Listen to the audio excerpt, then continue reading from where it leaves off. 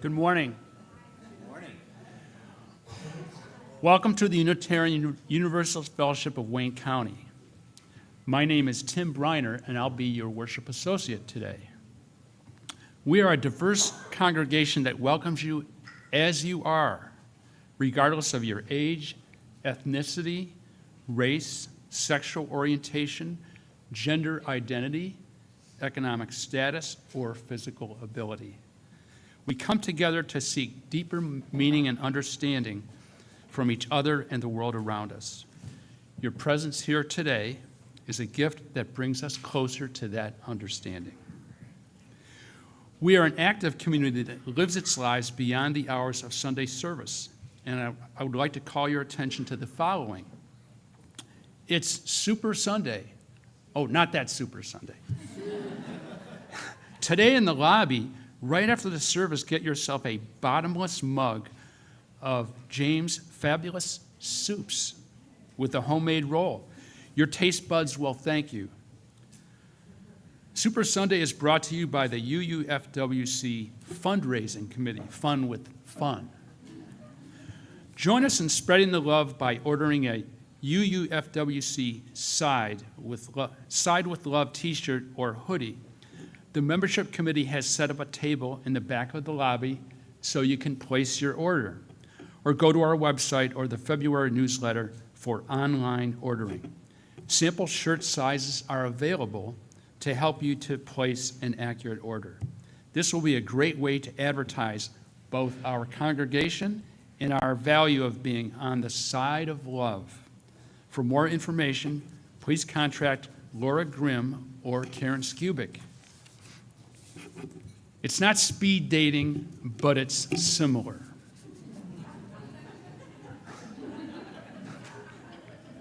Not that kind of congregation. It is. It is similar.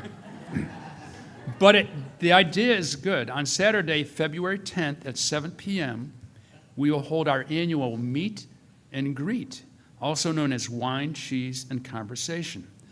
Please see the sign-up station in the lobby for more information. Registration is required for this fun evening when everyone brings a beverage and or a snack to share, and we rotate around to assign tables to answer posed questions, which will help us learn more about the hearts and minds of your fellow Unitarian Universalists.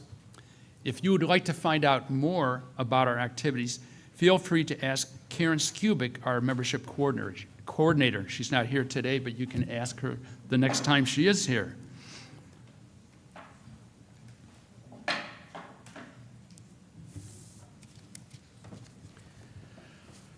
Good morning. Oh, yeah, very nice. I wanted to first of all welcome you for coming in on this kind of rainy, drizzly Sunday morning where it might be, again, really easy to sleep in, to spend your time and worship with us. I'm going to ask that we do something a little different. Can those of you who are able just kind of turn around a little bit and wave to all of the people who may be watching? And if you don't want your face to be seen, that's fine. You don't have to turn around, just wave your hand. Hey, glad you could make it. And if you're watching this on Sunday night, glad you could make it when you could make it. But we want to welcome everybody who is joining us here and however they are coming in today. Today we are finishing up our sermon series talking about liberating love. And we're going to talk about how love has no limit. And it's going to be very interesting because I'm going to ask you all to do something that's going to be really hard. I mean, like not physically, no one's moving around or anything, but you're going to have to start thinking about some stuff that can be really hard for us to do, just as human beings. And I want to thank you all for being willing to take that journey. Because every Sunday we come in here, we become a little bit braver and try to be better people to everyone. So thank you for spending your time this Sunday morning for worship. For those of you who have cell phones, please put them in worship mode. Quiet your mind, open your heart, and let us begin worship together.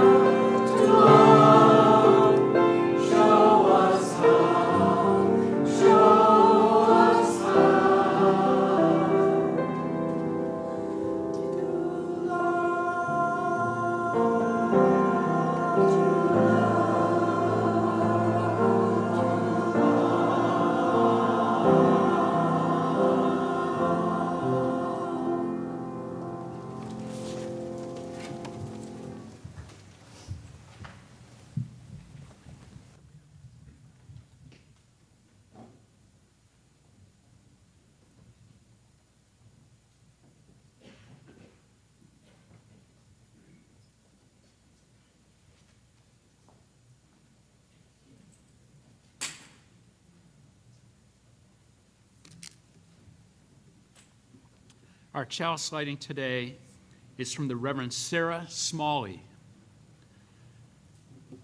Historically, Universalism was the belief that no one would go to hell, that there was universal salvation. Love was that powerful, more powerful than death. This freed our Universalist ancestors to stop worrying about the afterlife and instead work to bring heaven to earth. It was up to us to replicate the eternal fractal of the afterlife on earth. There's a great story about Hosea Ballou, a major theologian of early 19th century Universalism. He was traveling through the New Hampshire hills with a Baptist preacher, and they were arguing theology as they traveled. At one point, the Baptist looked over and said, "Brother Ballou, if I were a Universalist and feared not the fires of hell, I could hit you over the head, steal your horse and saddle, and ride away, and I would still go to heaven." Hosea Ballou looked over at him and said, "If you were a Universalist, the idea would never occur to you. The idea would never occur to you if you believed to your very core that all were loved, all were worthy. It would never occur to you to hurt another."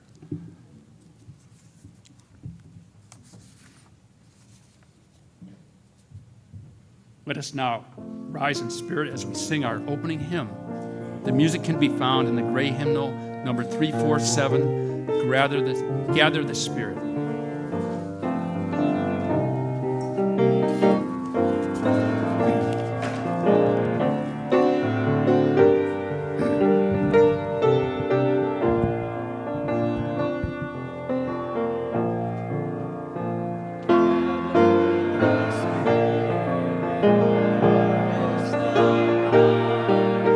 Our sacrifice will be more free.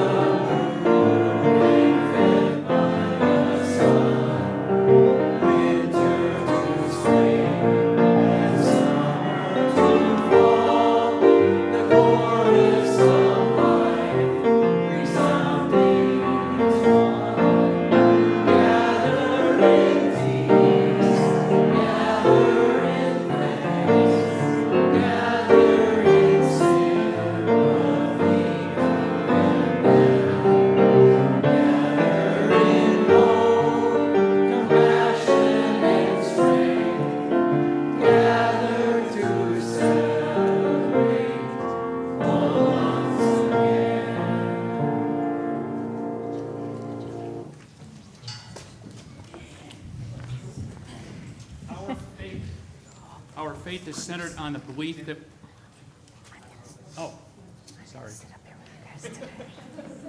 Hi, Tim. Come on down, Tim. Hi, I'm Laura Grimm, and I'm going to be your Jenny today. Okay, I could never take her place, but I would like to invite all kids to come up if you'd like to, and any kids at heart that would like to come closer to hear today's story. Good job, Jim. We have one. Do we have one?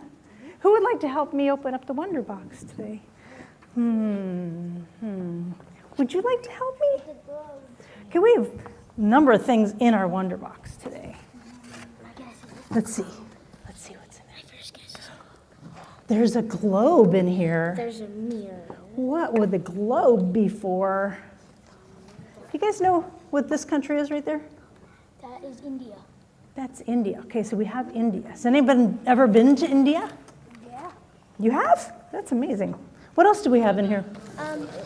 Mirror and We have a a mirror and a picture. we have a mirror, And a picture. What's the picture of? an angry person. Oh my gosh, look at that. Huh? Can you make an angry face like that? You're really good at that, Hawthorne. That's kind of scary. And then this. What is a mirror used for? To look in. To look in? Who do you see? Me. Can you make that angry face in the mirror? And look, it reflects right back to you. Now, can you make a smile? No, that's not a smile. Can you make a smile? Yeah, look at there. The person in there is smiling at you. I know Russia can attack him. Yeah, okay. And look what else I have here in my hand. Okay. Anyone have any idea what this represents or who this represents? What is that? You have it on your lips. This represents the Buddha. Angry. You see? The Buddha. The Buddha is at the center of a religion that originated in India. Can we find India again? Let's see, where's India? I was trying to find India's right here, this white one right there. And the Buddhist religion is a very, very, very old religion, and people all over the world practice the Buddhist religion, especially over in the Asian countries. Buddha was not a god. Buddha was a man. Buddha was a guide or a teacher. And the word Buddha actually means to be awake. And it's not like, oh, my alarm clock went off and now I'm awake. It's not that kind of awake. It's like super awake or too awake or even to the point of enlightenment. Enlightenment. That's an interesting word. Buddha taught basically two things.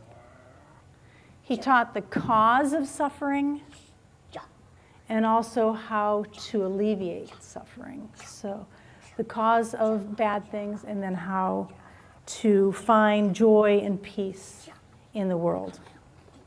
And as Unitarian Universalists, we draw lessons from all the world's religions and try to tuck them inside of us and maybe become part of our spirituality.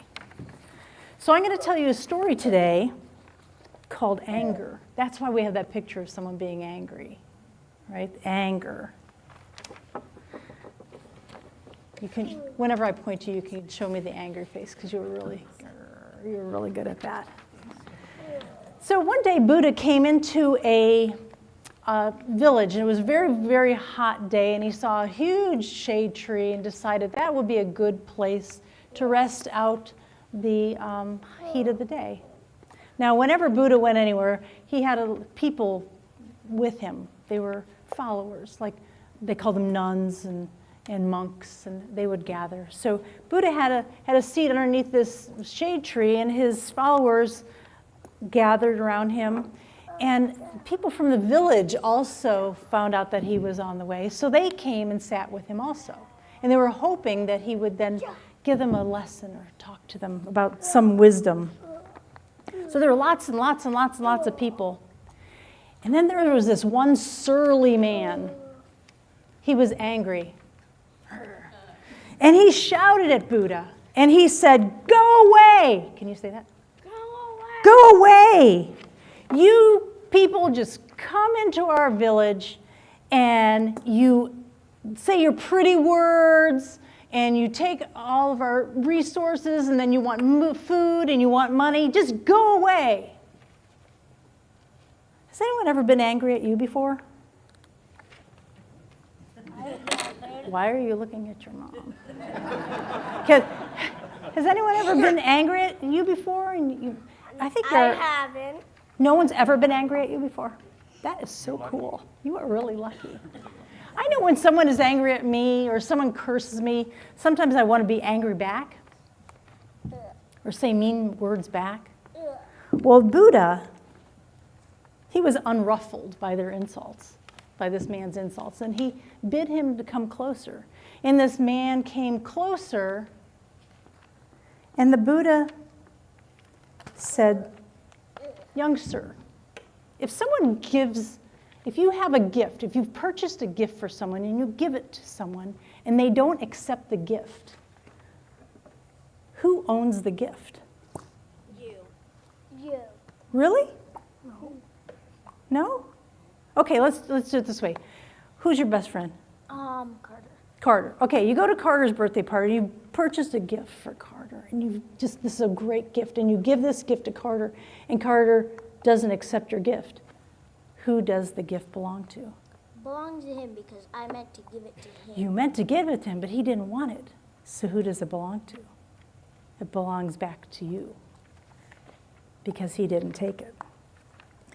So this odd response made the man say, well, I guess if I give something to someone and they don't take it, I guess I still own it. And the Buddha said, exactly.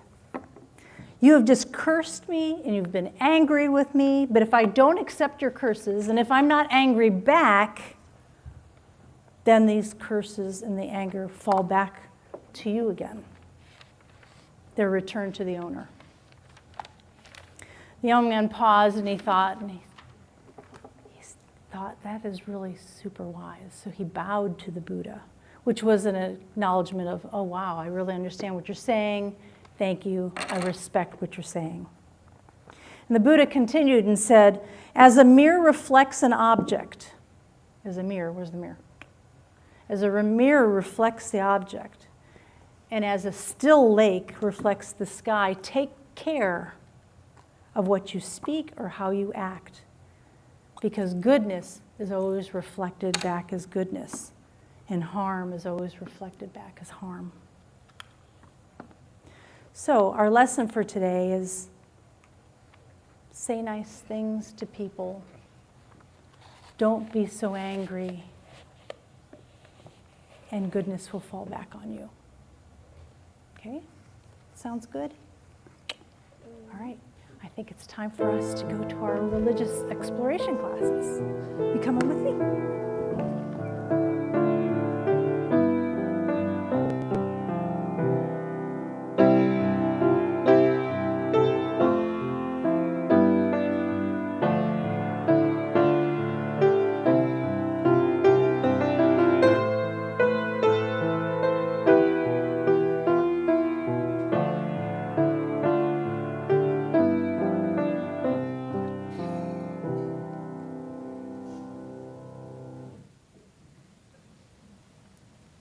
I'm going to put Buddha right there.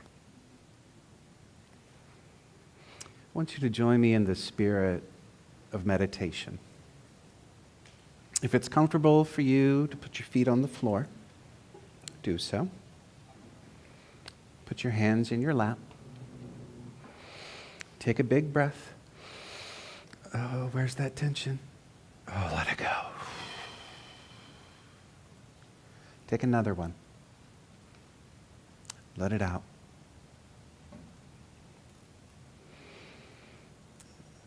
I want us to focus on those gifts that the Buddha spoke of. What are the gifts that you want to put out into the world? Breathe in.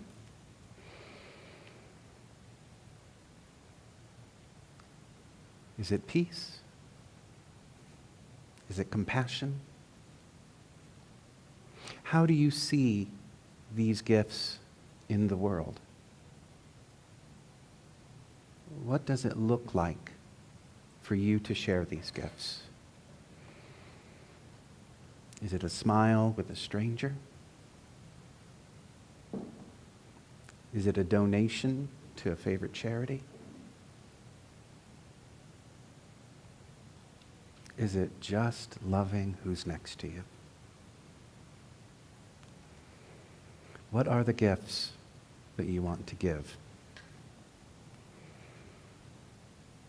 Breathe deep. Now I want you to think about those gifts that you've been offered that you don't want to receive. When has someone shown you disdain? When has someone shown you unkindness? Think of that moment.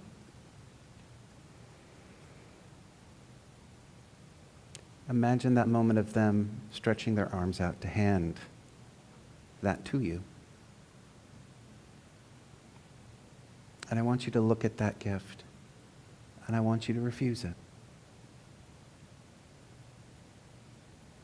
I want you to see the pain in the person who is giving that gift to you.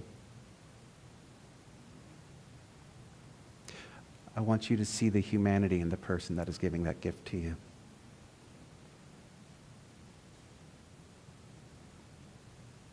And I want you to offer your gift to them.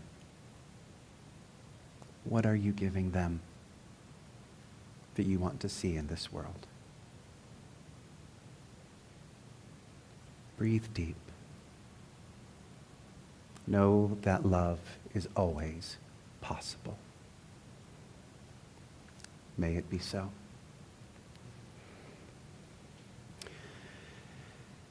I want to share a few joys and sorrows with the congregation. Some of you know that on Tuesday, Skip Nault fell, and he broke a vertebrae, if I'm correct. He's in some pain.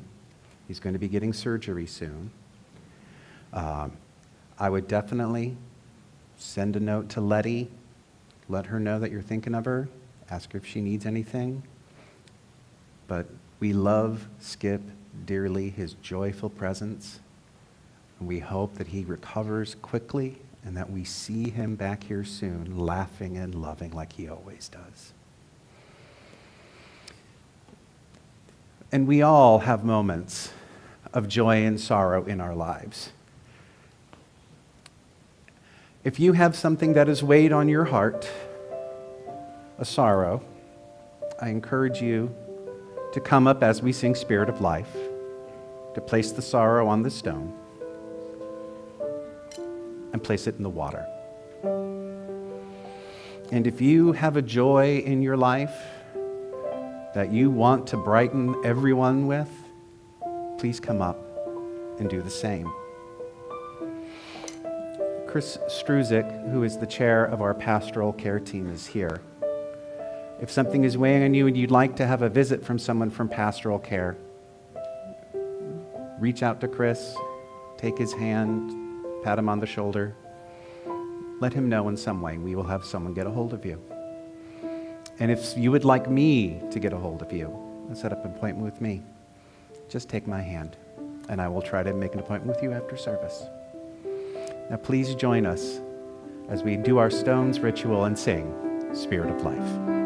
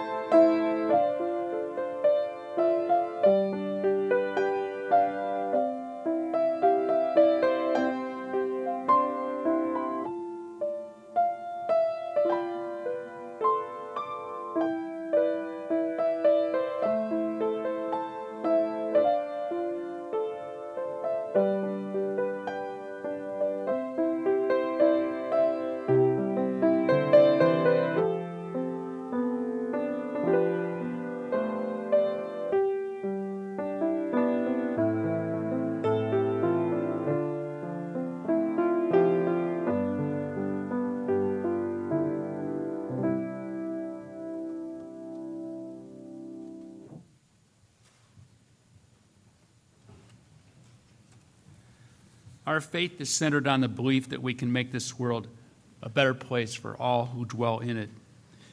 In order to realize that vision, we need both the motivation and the means. Your donation helps the community put its faith into action by supporting our programming and facilities. This morning and throughout the month of January, donations that are not designated for another purpose will be split with a whole community.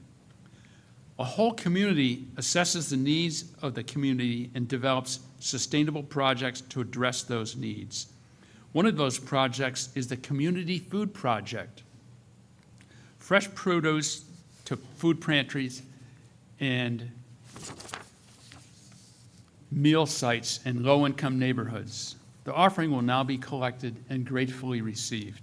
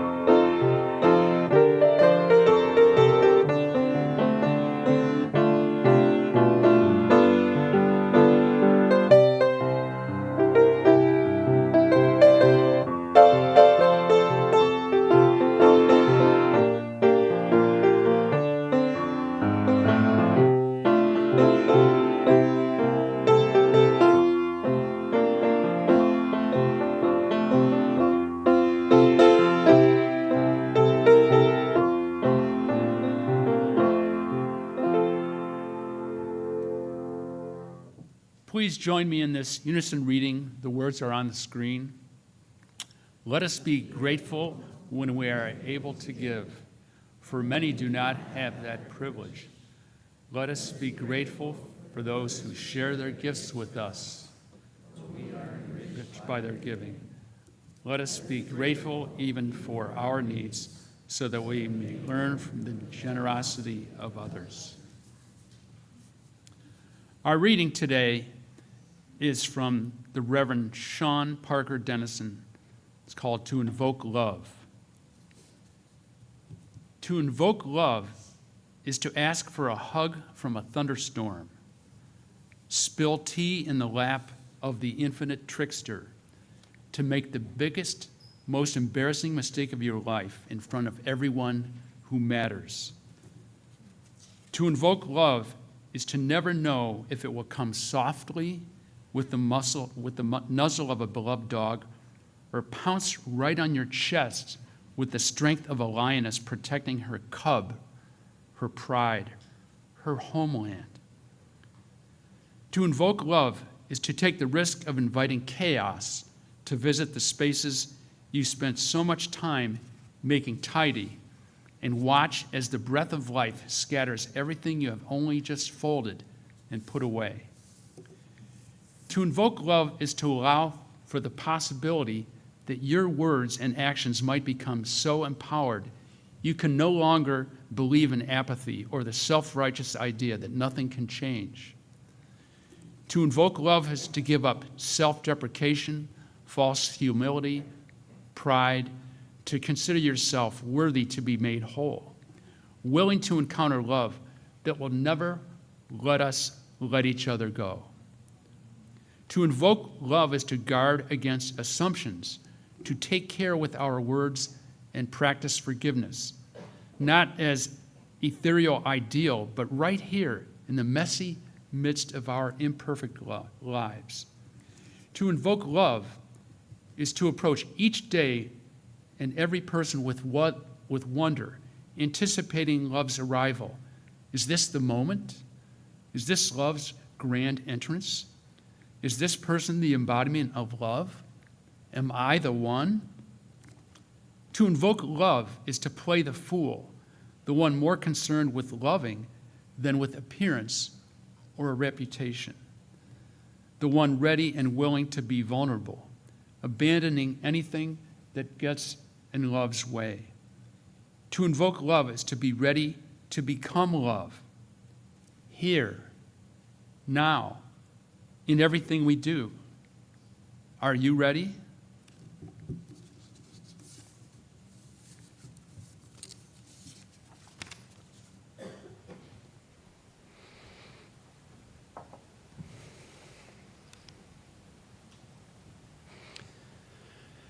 I firmly believe that the concept of love is one of the most difficult and counterintuitive things to understand.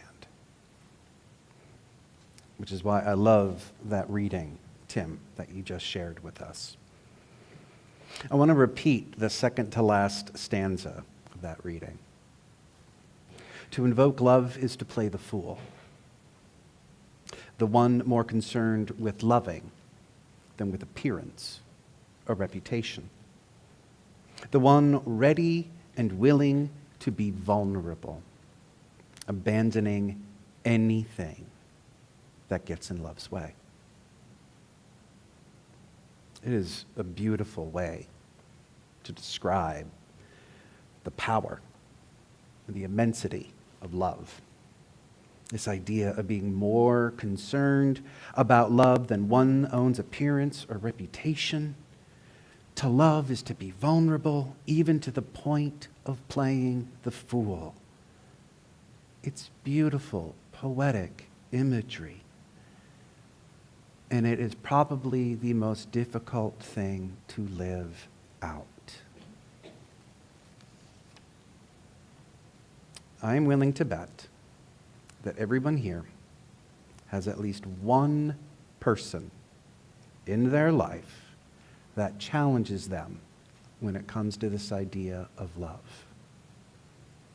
Everybody has one person that you think of and say, there is no way I can love this person. Right? Most of us have encountered. I can see most of you already have that person in mind. Right? You've encountered someone who goes against everything that you believe or everything that is most important to you. You know that one person who hurt you so deeply and so personally that you don't know if you could ever find a way to love and forgive. How do we get past those experiences? How do we get to a point where we can love them? I'm going to tell you all a very personal story right now. When I was a teenager, a junior in high school, I met somebody named Rob, who was a year younger than I was.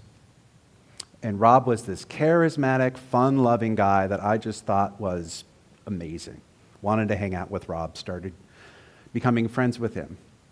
And after about a month or two, Rob was hit by a bus. Well, technically he was hit by a car crossing in front of the bus and had both of his legs shattered. Yeah, he was in intensive care for a few days, for quite some time. His legs needed about 18 months to totally heal. So he was out of school in that time. And I was a junior, 16 years old, and I had just gotten my license.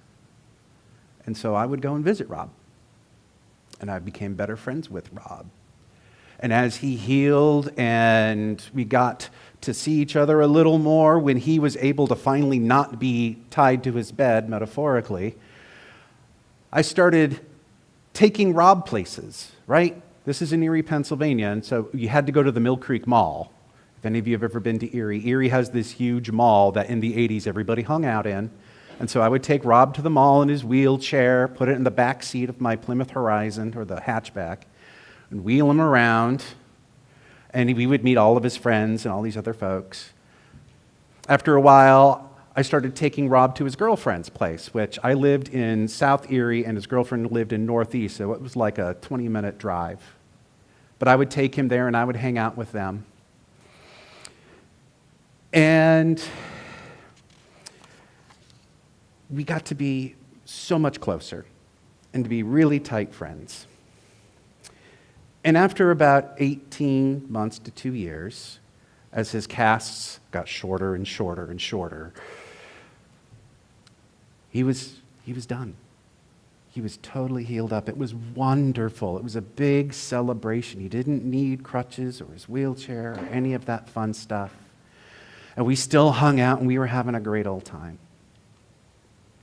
And then Rob got his driver's license. And then Rob stopped calling. I had been this man's friend for 2 years, and all of a sudden, nothing. So I was asking my friends, because you do that when you have somebody cut stuff up. It's like, what's going on with Rob? Rob never really liked you. Oh. What? Rob never really liked you. So I went to Rob about this. This is what I'm hearing. He's like, it was nice being friends with you for a while, but I just don't want to hang out anymore.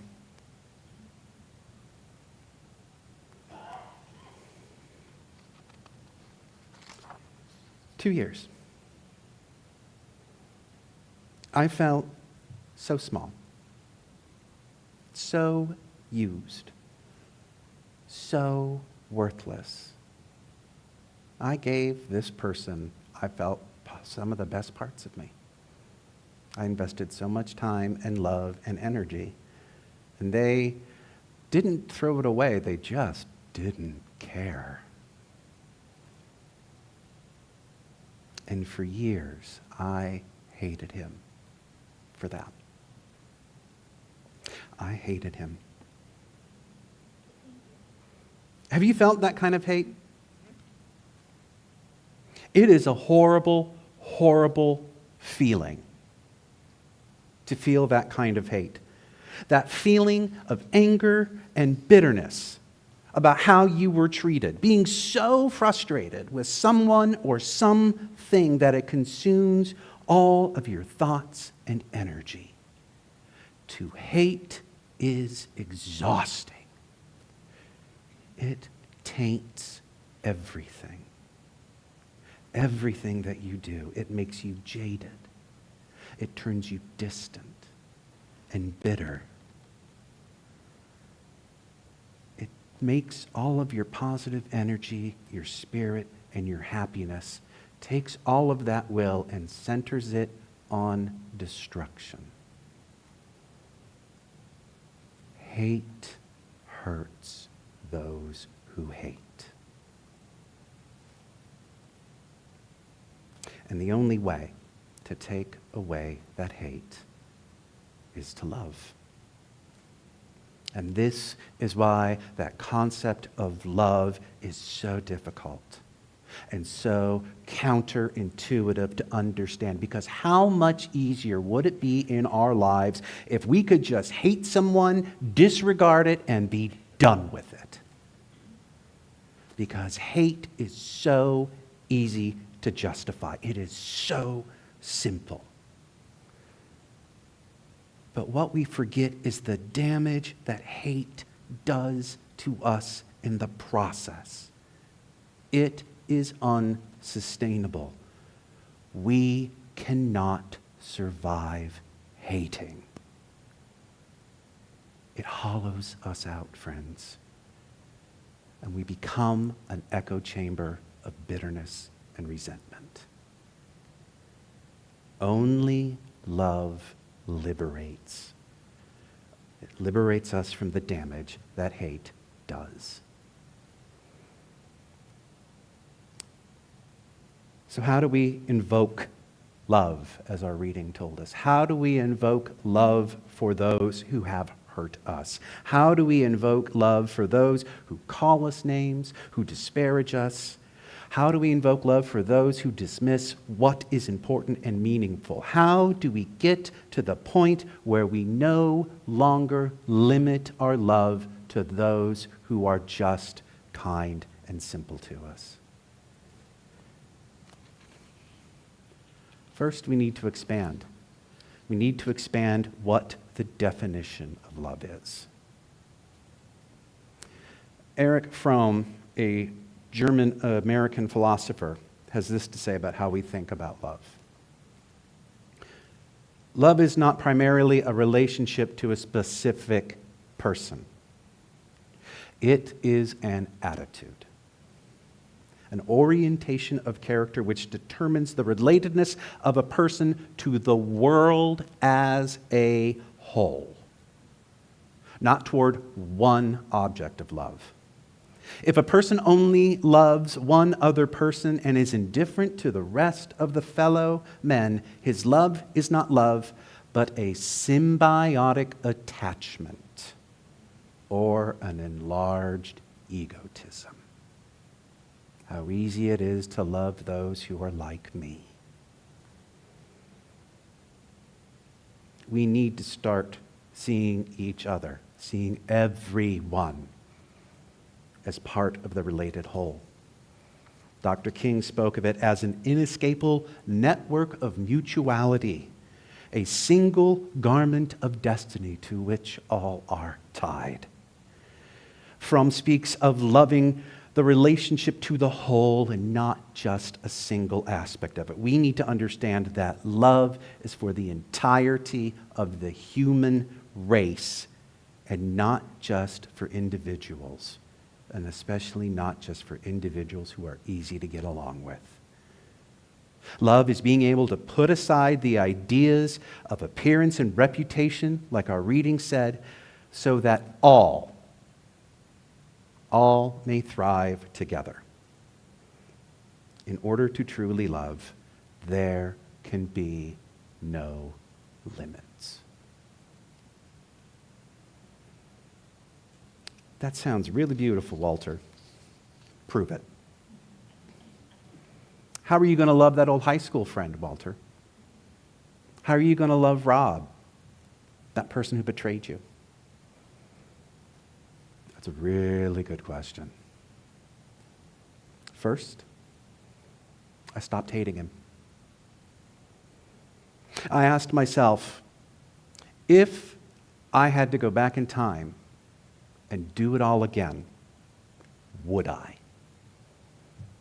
Probably.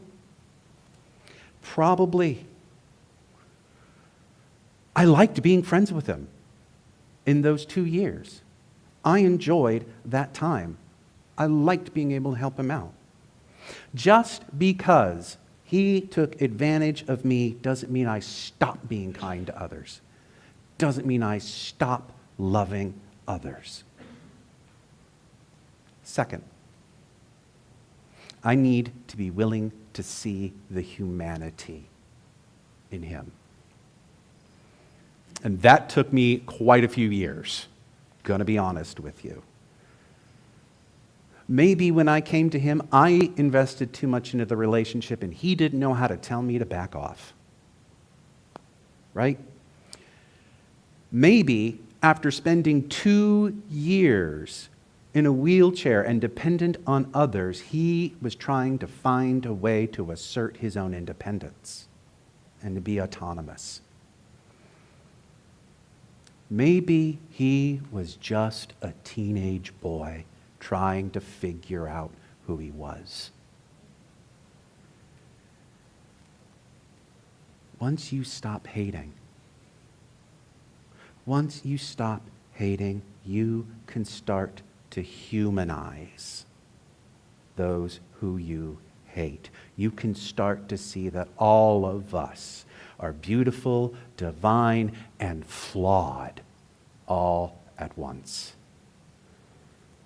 Again, referencing our opening reading, to invoke love is to guard against assumptions. Take care with our words and practice forgiveness, not as ethereal ideal, but right here in the midst of our messy and imperfect lives. Once you get to the point where you can guard against your assumptions, you can see the humanity in others. And once you can get to that point, it is fairly easy to get to a place where you can love them.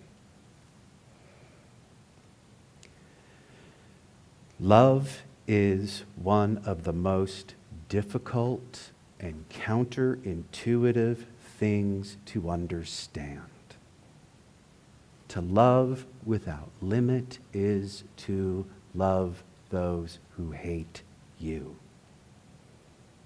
To think of love as a relationship to the entirety of humanity and not just those within our sphere of comfort is a lofty goal, and it is very difficult to practice.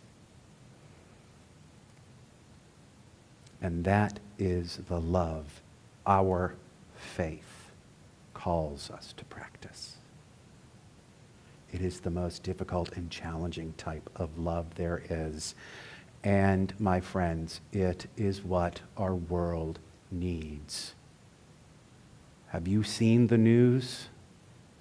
There is an awful lot of people who so easily go to hate, who go to polarization, who go to othering. And if we are all, not just in this room, everybody in this world, if we were all able to practice that kind of love without limit, that kind of Hosea Ballou love, which would never make you want to take someone's horse.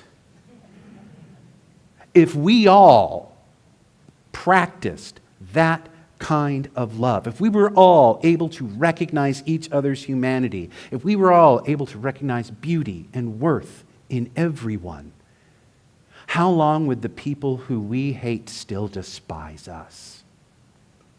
How long would it take for them to feel and to come to that love as well?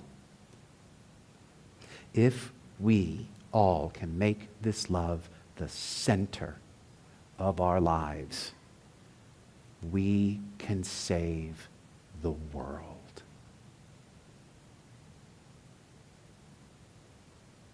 May it be so.